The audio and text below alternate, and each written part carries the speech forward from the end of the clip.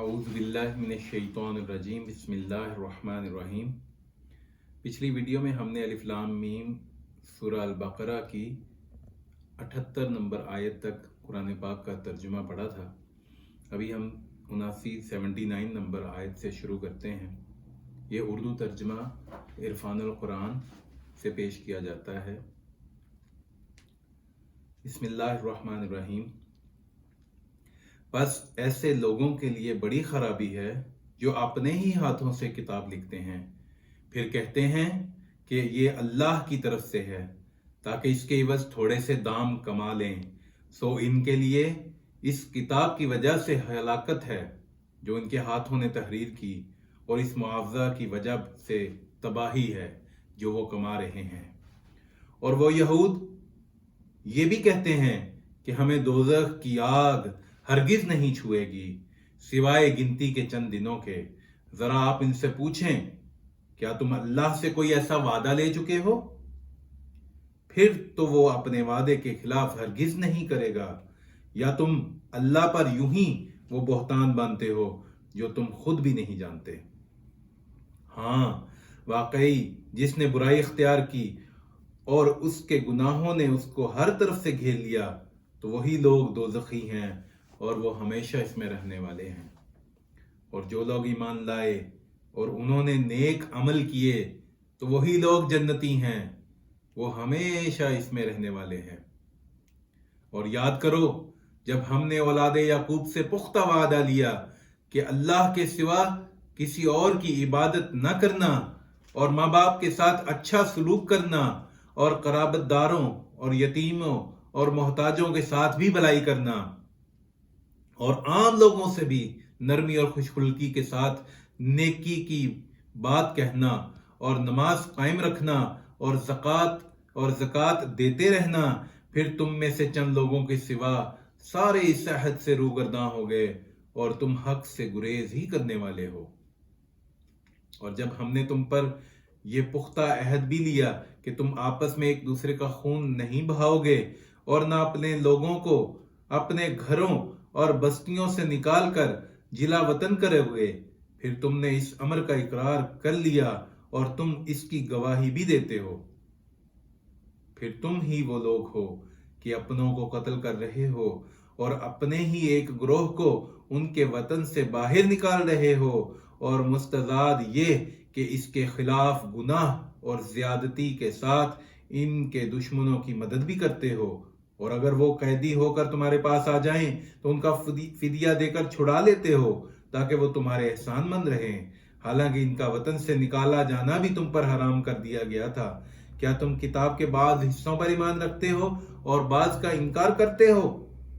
बस तुम में से जो शख्स ऐसा करेगा उसकी क्या सजा हो सकती है सिवाय इसके कि दुनिया की जिंदगी में जिल्लत और रुसवाई हो, और क़यामत के दिन भी ऐसे लोग सख्त तरीन अजाब की तरफ लौटाए जाएंगे, और अल्लाह तुम्हारे कामों से बेखबर नहीं है।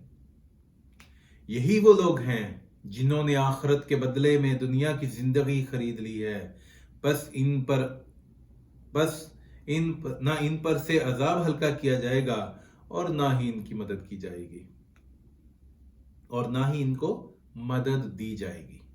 और बेशक हमने मूसा अलैहिस्सलाम को किताब तौरात अता की, और इनके बाद हमने पे दर पे बहुत से पैगंबर भेजे, और हमने मरियम अलैहिस्सलाम के फर्जंद ईसा अलैहिस्सलाम को भी रोशन निशानियां अता की, और हमने पाक रूह के जरिए उनकी ताईद और मदद की।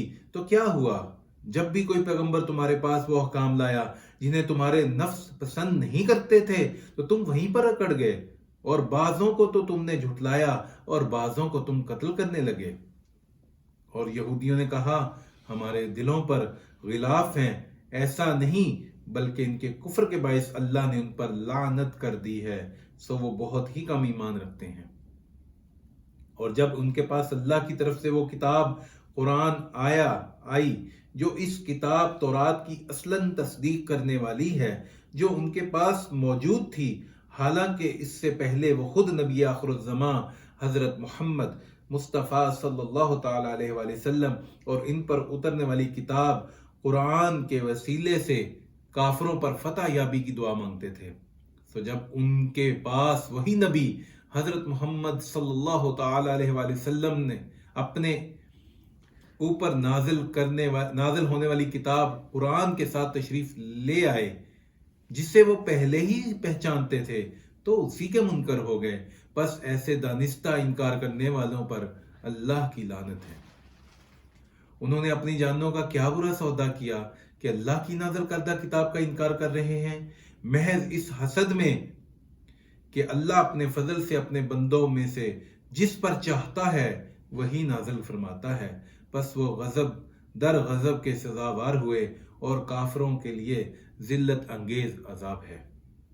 اور جب ان سے کہا جاتا ہے کہ اس کتاب پر ایمان لاؤ جسے اللہ نے اب نازل فرمایا ہے، تو کہتے ہیں ہم صرف اس کتاب پر ایمان رکھتے ہیں جو ہم پر نازل کی گئی، اور وہ اس کے علاوہ کا انکار کرتے ہیں، حالانکہ وہ قرآن بھی حق ہے اور اس کتاب کی بھی تصدیق کرتا ہے جو ان کے پاس ہے۔ آپ ان سے دریافت فرمائیں کہ پھر تم اس سے پہلے انبیاء کو کیوں قتل کرتے رہے ہو اگر تم واقعی اپنی ہی کتاب پر ایمان رکھتے تھے؟ اور صورتحال یہ ہے کہ تمہارے پاس خود موسیٰ علیہ السلام کھلی نشانیاں لائے، پھر تم نے انہی کے پیچھے بچھڑے کو معبود بنا لیا اور تم حقیقت میں ہو ہی جفاکار۔ اور جب ہم نے تم سے پختہ عہد لیا اور ہم نے تمہارے اوپر طور کو اٹھا کھڑا کیا، یہ فرما کر کہ اس کتاب کو مضبوطی سے تھامے رکھو جو ہم نے تمہیں عطا کی ہے، اور ہمارا حکم سنو، تو تمہارے بڑوں نے کہا ہم نے سن لیا مگر مانا نہیں، اور ان کے دلوں میں ان کے کفر کے باعث بچھڑے کی محبت رچا دی گئی تھی۔ اے محبوب، انہیں بتا دیں یہ باتیں بہت ہی بری ہیں جن کا حکم تمہیں تمہارا نام نہاد دین دے رہا ہے، اگر تم واقعتاً ان پر ایمان رکھتے ہو۔ آپ فرما دیں اگر آخرت کا گھر اللہ کے نزدیک صرف تمہارے لیے ہی مخصوص ہے اور لوگوں کے لیے نہیں، تو تم بے دھڑک موت کی آرزو کرو اگر تم اپنے خیال میں سچے ہو۔ وہ ہرگز کبھی بھی اس کی آرزو نہیں کریں گے۔ ان گناہوں اور مظالم کے باعث جو ان کے ہاتھ آگے بھیج چکے ہیں یا پہلے کر چکے ہیں، اور اللہ ظالموں کو خوب جانتا ہے۔ آپ انہیں یقیناً سب لوگوں سے زیادہ جینے کی ہوس میں مبتلا پائیں گے، اور یہاں تک کہ مشرکوں سے بھی زیادہ ان میں سے ہر ایک چاہتا ہے کہ کاش اسے 1000 برس کی عمر مل جائے۔ اگر اسے اتنی طویل عمر مل بھی جائے تو بھی اسے عذاب سے بچانے والی نہیں ہو سکتی، اور اللہ کے اعمال کو وہ خوب دیکھ رہا ہے۔ آپ فرما دیں جو شخص جبریل امین علیہ السلام کا دشمن ہے وہ ظلم کر رہا ہے، کیونکہ اس نے تو اس قرآن کو آپ کے دل پر اللہ کے حکم سے اتارا ہے جو آپ سے پہلے کی کتابوں کی تصدیق کرنے والا ہے، اور مومنوں کے لیے سراسر ہدایت اور خوشخبری ہے۔